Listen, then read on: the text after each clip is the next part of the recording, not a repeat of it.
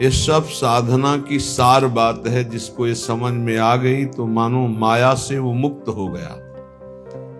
हर समय नाम जब चल रहा है, नाम कीर्तन, प्रियालाल की रूप लीला गुण माधुरी का वर्णन, श्रवण, सेवा, बस पूर्णता है। इसी में वो पूर्ण हो जाएगा, इसी में परिपक्व हो जाएगा, इसी में सिद्ध हो जाएगा। इधर उधर भटकने की जरूरत नहीं है। ये माया का मन हरण आकर्षण केवल प्रभु से विमुख करने के लिए है नहीं इसमें कुछ। बस इतना दिखावटीपना है कि हमें लगता है इसमें बड़ा सुख है, पर सुख नहीं है। दुखालयम अशाश्वतम, नाशवान है, परिवर्तनशील है।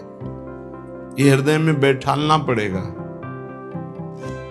जो हमारा मन हमको दगाबाजी के द्वारा हमें नष्ट कर रहा है कि इन भोगों में सुख है, गलत आचरणों से सुख भोगने की लालसा, नाना प्रकार के अधर्माचरण से सुख भोगने की लालसा, ये धोखेबाज दगाबाज मन हमारा दोस्त नहीं दुश्मन है। हमको इसको सुधारना होगा। ये हमारे बल से ही बलवान होकर हमारा पतन निश्चित करता है। इसलिए ये चाहे जितनी जलन हो, इसी को होती, तुम्हें नहीं होती। तुम्हें दृष्टा मात्र रहना है, साक्षी मात्र रहना है। इसकी जलन अपने में स्वीकार नहीं करनी, ये ठीक हो जाएगा। आप अगर साक्षी भाव से देखेंगे तो कभी कोई भी अनुकूलता, प्रतिकूलता, मान अपमान, निंदा, स्तुति ये आपको स्पर्श ही नहीं कर सकती। इसका प्रभाव अंतःकरण में होता है। वो अंतःकरण आप नहीं, आप अंतःकरण के दृष्टा हैं, उसके साक्षी हैं। पर मलिनता, अज्ञान का आवरण ऐसा है कि साक्षी भाव नहीं रह पाता और हम उसी में डूब जाते हैं। और तन्मयता पूर्वक मन में डूबने का मतलब है पतन, सम्मूढ़ता, स्मृति भ्रंश, बुद्धिनाशो, बुद्धिनाशात् प्रणश्यति। इसलिए सखी नाम रूप गुण गाओ। किसी भी मार्ग का पथिक हो, यदि नाम निरंतर नहीं जपता तो खोखलापन बना ही रहता है, खालीपन बना रहता है। ये देखा है, खूब अच्छे से देखा है। मान लीजिए, प्रार्थना मान लीजिए, सखी मिली नाम रूप गुण गाओ। जब आप प्रियालाल के रूप का गायन करेंगे तो संसार का कोई ऐसा रूप ही नहीं है कि आपके नेत्रों में आकर्षण पैदा कर सके। जब आप प्रियालाल के नाम का धन एकत्रित करेंगे तो ब्रह्मा का भी पद फीका लगने लगेगा। जब आप प्रियालाल के चरणों की सेवा में रहेंगे तो कोई भी ऐसा सुख नहीं है जो आपको आकर्षित कर सके। विश्वास कीजिएगा, श्री प्रियालाल की सेवा में जो सुख है वो किसी भी साधना के द्वारा सुख प्राप्त नहीं किया जा सकता। इसलिए अपने को बहुत सुंदर मार्ग मिल गया है। सखी मिली नाम रूप गुण गाओ, कलो संघो शक्ति। जब हम 10 लोग मिलकर के किसी भी कार्य का अनुष्ठान करते तो उसमें विशेष पावर जागृत होता है। फिर हम 100 लोग, फिर 1000 लोग, फिर लाख लोग, तो हम विश्व का कल्याण कर सकते हैं।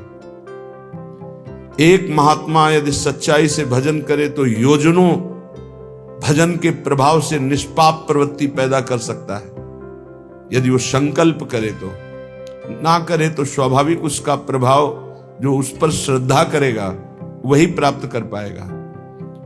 फिर जहां हजारों लोग मिलकर नाम कीर्तन करें, हजारों लोग गुण कीर्तन करें, हजारों साधना करें, सातरति सातरति सा लोकाम तारयति, वो लोक के लोक पावन कर देता है।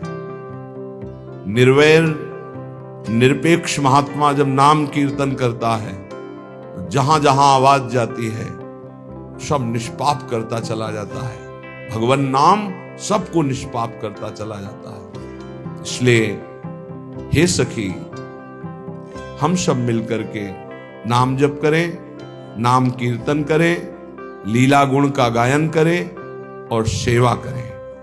समाज की सेवा, परिवार की सेवा, श्री जी की सेवा, ये सब एक ही प्रभु की सेवा, ऐसा मानकर करें। हे सखी, ये गौर श्याम का रूप ऐसा है, ये बड़ा रसीला भी है, बड़ा नसीला भी है। मदा घूर्णन नेत्रम, ऐसा नशा चढ़ता है रूप की। प्रेम घूर्णित नेत्र, जैसे एक नशे में कोई हो, शरीर की शुद्ध नहीं, ऐसे ही आनंद की उन्मत्त दशा में शरीर की शुद्ध नहीं।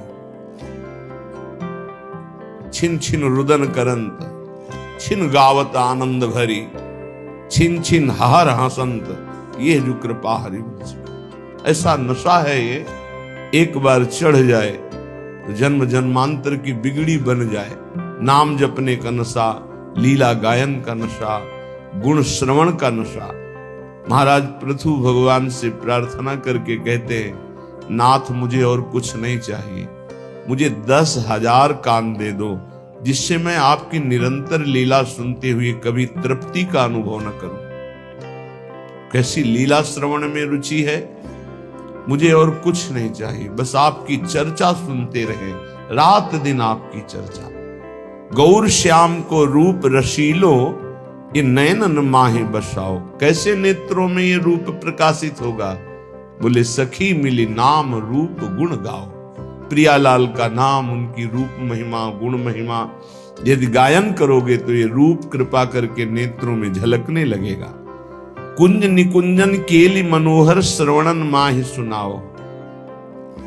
ये जो श्रीमद चतुराशी जी के पद है ना, एक एक अक्षर में श्यामा श्याम विराजमान है। श्री सेवक जी महाराज कह रहे हैं, श्याम श्यामा प्रगट, प्रगट अक्षर निकट, प्रगट रस स्रवत अति मधुर बानी। सो जुबानी रसिक नित्य निस दिन रटत, कहत और सुनत रसरीति जानी। जैसे कोई आपको कहे, ए क्या रट रहे हो, जोई जोई प्यार करे सोई मोई भावे, इससे कुछ होगा? सेवक जी महाराज कहे, रटत कहत सुनत रसरीति जानी।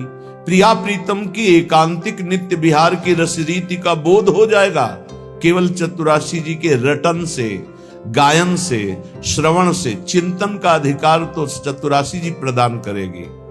चिंतन स्वाभाविक घसीटा जाता है, सामर्थ्य नहीं कि चिंतन कर सके।